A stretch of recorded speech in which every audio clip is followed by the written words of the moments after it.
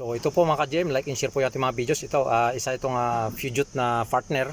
Ngayon, i-reset natin yung kanyang engine oil life kasi change oil natin to. Kasi pag hindi na-reset mga ka-GM, nakalabas ng kanyang spanner dito, yung logo ng spanner. So kailangan i-reset natin.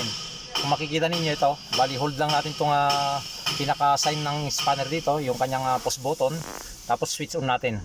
Hold natin, saka natin switch on. At iayos ko lang yung camera. Yan, hold, switch on. Tapos antayin lang natin ito, nagbabasa pa siya. Yan. Like and share po para magkaroon din ng idea yung iba. So yan, okay na siya.